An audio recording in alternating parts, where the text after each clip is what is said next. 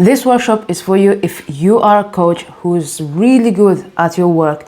You have clients, you get them results, but the imposter syndrome is still affecting you personally and your business.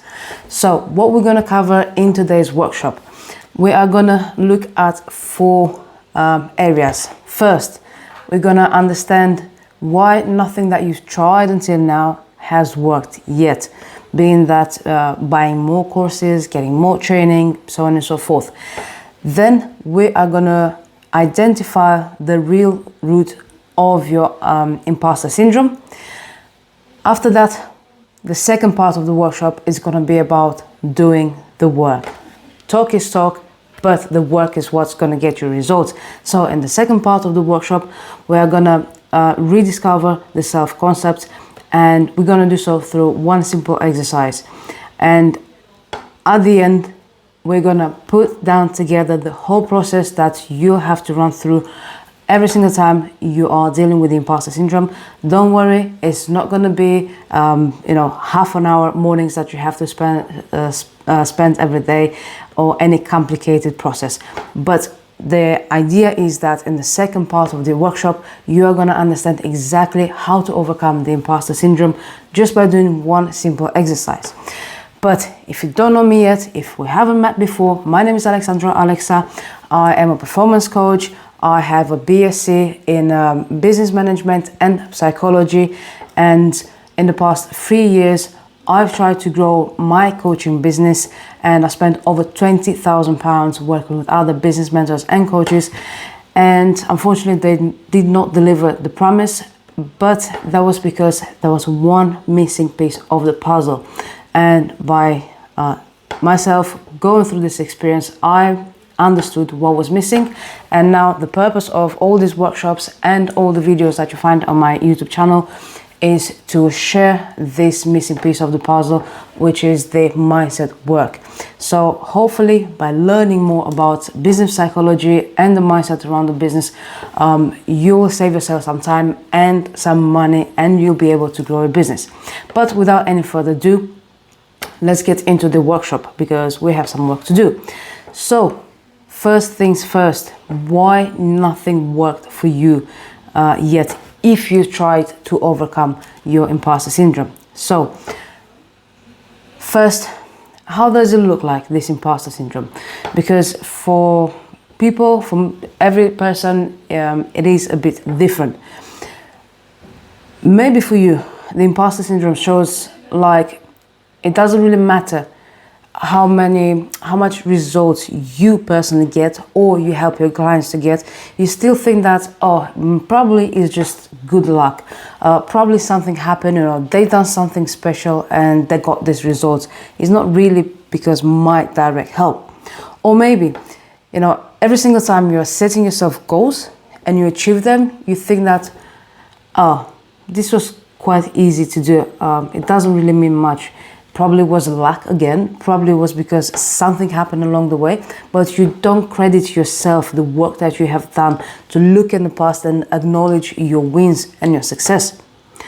Or maybe you are over preparing for a call. Like me, preparing this workshop, I had to spend some time. In the past, I was spending days building a workshop like this. And it was not because I did not have the knowledge, I didn't know how to put it into the structure, to put it into a workshop, but because I wanted to make the workshop look perfect from the aspect of the workshop, the slides, but also what I was saying on the workshop. And guess what? I was turning up with anxiety, I was stressed, I was more focused on how I look on the camera, the things that I say, the way I'm saying things, if people actually turn up to my workshop, if they listen to what I'm saying, if they interact with me, and all these other things. Or maybe another way that imposter syndrome shows up is that you continue to get yourself to buy more knowledge, to get overqualified. It doesn't matter how much knowledge you have to read another book, to buy another course, to go for more studies. And sometimes you don't think that what the knowledge that you have already, it's enough for you to help your ideal client, the people around you. Also, if you're already running your business, the imposter syndrome affects your ability to say the price or even to increase the price. Why? Because you don't believe that your service is that good that you can charge even more, your clients. Of course, we have to be ethical over here. We can't just bump up the prices, but sometimes we're underselling ourselves.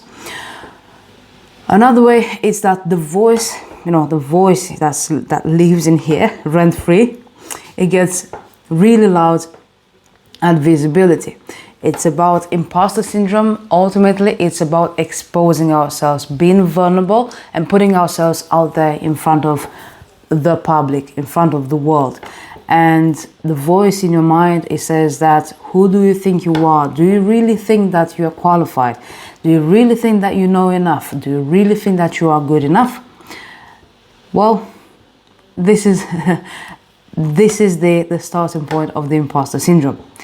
So the worst thing about the imposter syndrome is that it shows up at your best moments. The moments when you have to deliver a workshop, you have to create content to put yourself out there in front of the world for more future clients to discover you. The moments when you have to hold a discovery call, a sales call to say the price. When you're trying to grow your community, when you start having people joining your community, interacting with you, it shows up like that. When you are facing big opportunities and you are talking yourself out of the opportunity. The point is, it shows up in the key moments when your business can grow, can pivot and grow. So the problem is when you ask for someone's opinion or trying to take a step back and look from the outside, your business looks fine, everything is okay.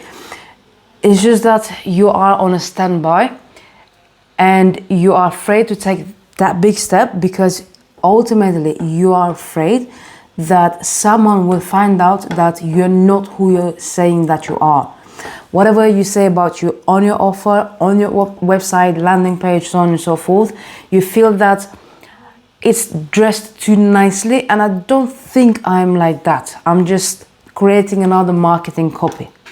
And if you keep advertising that, if you speak about you like that, someone will find out that you're not really what you are claiming to be. So why is it, all the courses that you try to buy, to sign up, to go through, like buying more knowledge, studying more, working with more clients for free, discounting them, waiting to when the perfect moment comes, why is not working? Well, it's not about the things that you're trying to do. There are the two traps. It's the course trap, saying to yourself that only if I know more, only if I get more knowledge, then I will be able to put myself out. Or the other side, the part that is mostly recommended out there to overcome the imposter syndrome, which is the positive thinking trap. Think positively, think that you can do it, you are who you are, who you're claiming to are. It's still replacing all those negative thoughts. It's still not working. Why is that? The moment the imposter syndrome shows up, you are going into survival mode. Your body, physiologically, you enter in survival mode. And when we are in survival mode, it's about what happens internally, physiologically, from a chemical perspective. So your stress goes up, so the stress chemicals that over the roof, and then the safety chemicals, those chemicals that spike in our body when we feel safe, connected, in a good place, they're very, very low. So we can't, just through our thoughts, we cannot manage these chemicals in our body. It doesn't work like that. Just by saying to yourself that when you are affected by this imposter syndrome and you feel anxious, you're afraid to click the recording button on your camera and put yourself out, just through thought alone, you cannot change the balance of the chemicals to manage what's happening in your mind, to restructure the thoughts. Why? Because you don't believe that thought. And when you don't believe it, subconsciously you feel even more attacked, you feel even more vulnerable. So that being said, you cannot change, you cannot think your way out of a state that your body it is in, especially the survival state. And that's why the smart coaches out there, and most probably you are one of them, stay stuck. It's not a knowledge problem. It's not just a thought reformulation problem. It's about what's happening internally in your body. And in the second part of this workshop, I'm going to show you exactly how you can rebalance these hormones, the stress chemicals and safety chemicals in your body, so you can start thinking differently and help you take the action that it's required for you to take. So you do the work, you put yourself out there. So before we understand what we need to do, I want you to understand where is this all coming from, because understanding what is affecting you, exactly the root cause of your imposter syndrome, only then you will be able to change everything and reformulate, rephrase everything that's happening in your mind. So what I want you to know right now is that your imposter syndrome, it's not a confidence problem, it's a self-concept problem. Why am I saying this? The confidence, you build confidence based on the action that you take and the results that you have. Most probably, if you already run your business, you are a coach who has the results. You are coaching your clients, they get great results. You look in the past at your achievements, the studies that you have behind you, the diplomas, the courses you went through, so on and so forth. So you had the hard proof over there, right in front of you. But still, the imposter syndrome is affecting you. So it's not about the confidence, it's a self-concept problem. What is a self-concept? Self-concept is it's made of 3 parts. First one is the self-image, how you see yourself holistically, overall. It's not just the image, the body image, okay? It's how you see yourself, yes, externally, but also internally. The second part is self-worth, what you believe that you are worthy and what you deserve. And then the third part of the self-concept, it's the future self. Are you able to create your future self, to imagine that future self that you want to become? And if you're able to visualize it, to see, to understand in detail what you want to do, is that a bigger version of yourself, a greater version of yourself? Are you able to visualize, to dream something like that? Now, from my experience with all the coaches that I worked with and with all my clients that I worked with, everyone has a kind of a crystal clear future self. They know where they want to go somehow. But the current self-image, it doesn't match that future self-image that they want to become. And when you think less of yourself right in this moment, you can, when you have to take action, you are holding yourself back. You are stopping yourself from doing the work that you're supposed to, because you are acting from the perspective of who you are right now.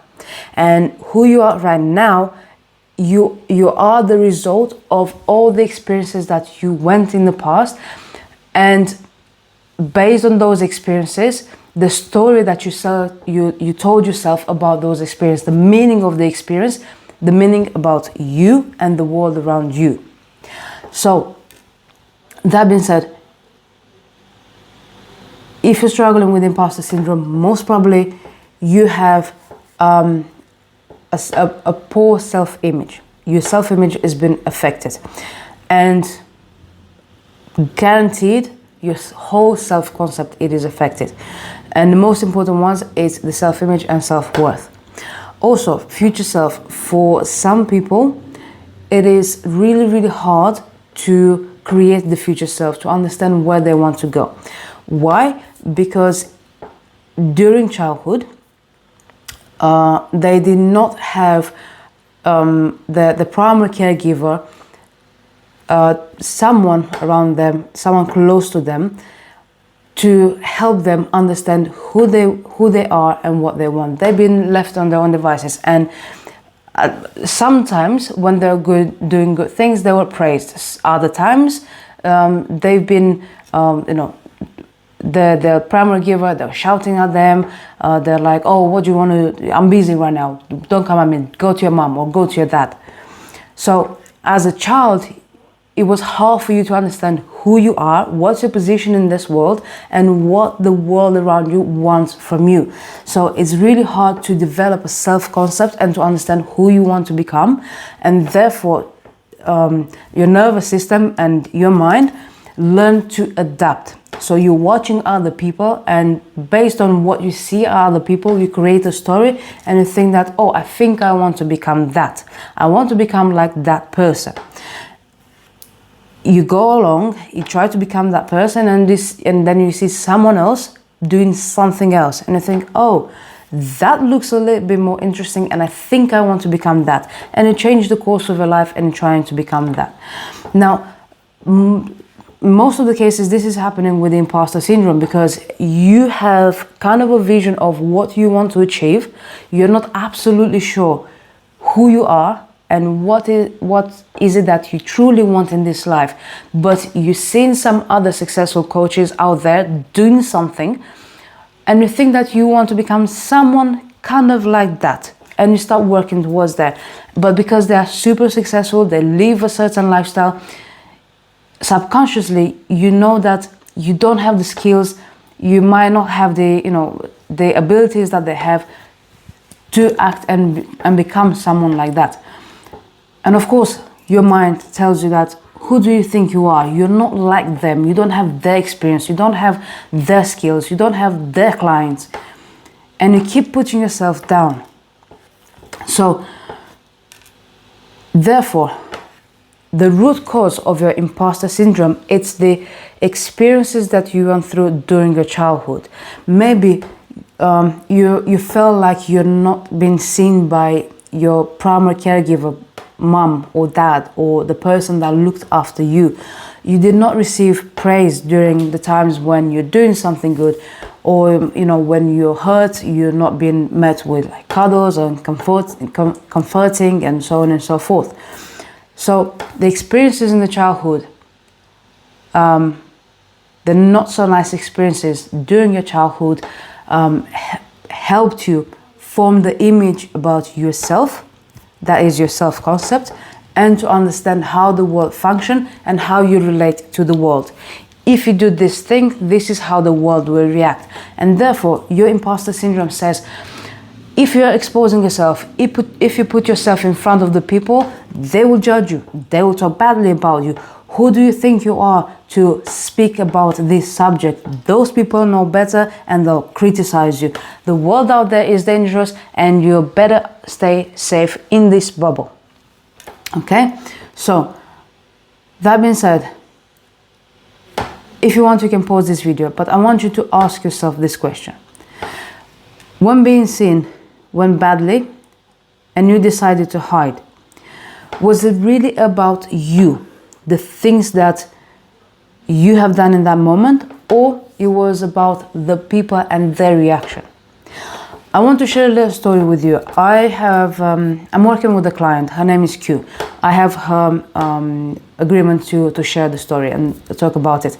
You can find videos on my YouTube channel where we've done some coaching session in public where she shared in depth her story. But the point is that in the first coaching session, I went with her through the exercise, through this self-concept exercise.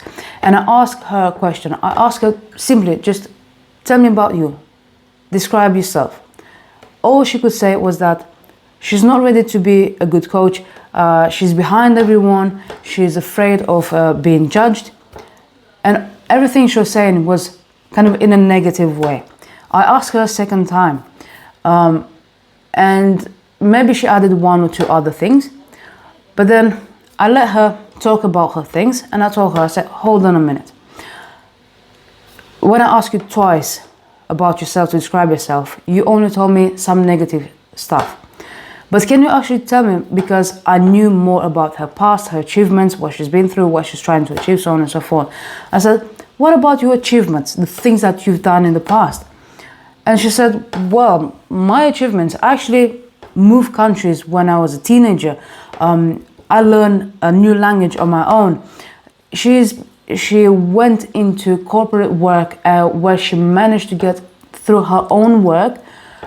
She went to a salary of 100K, which is, not everyone can do that. She's got a little girl, she's a single parent, so on and so forth. And I said, you've only talking negatively about you, but look at all your achievements.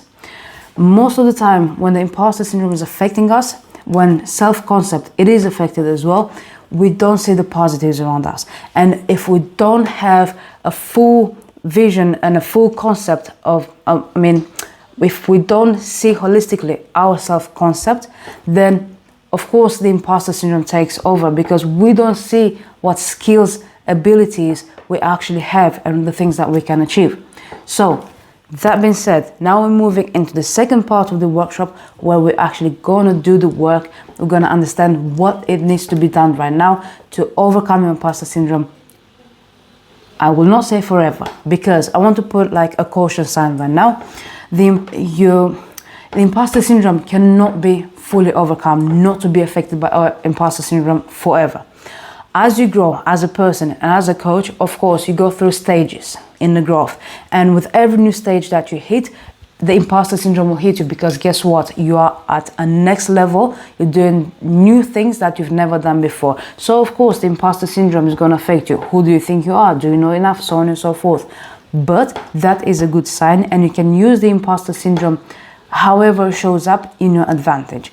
And I'm going to show you how right now. So what I'm going to ask you to do, I'm not going to keep the video for a minute. This is an exercise for a minute, but you can pause the video, take a minute, put the alarm, and in this minute, write down your self-concept, the way you see yourself.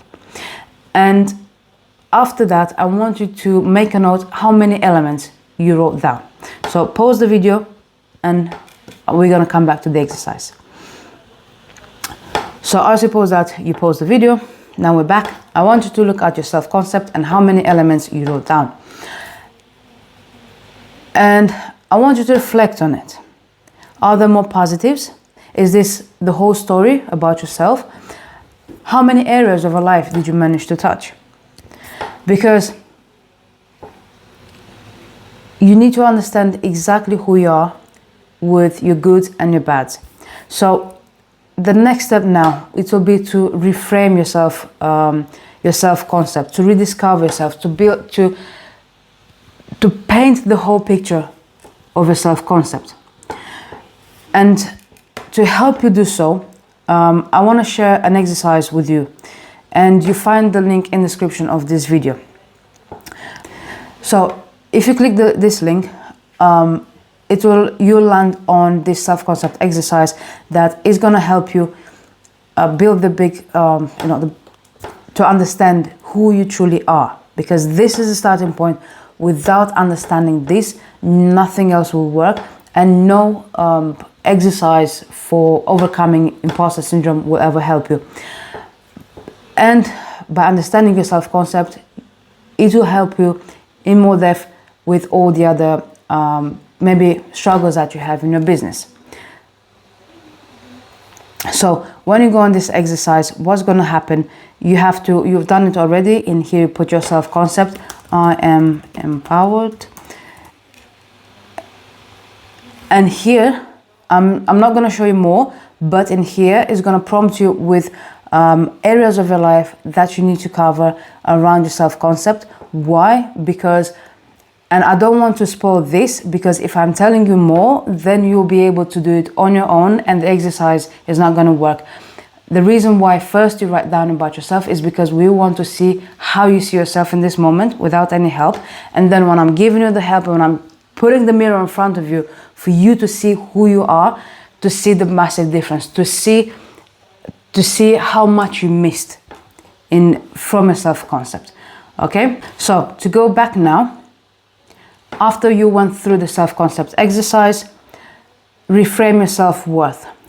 Look at your final version of your self-concept and reframe your self-worth. What is it that you're actually worth? And then rewrite your future self from that point.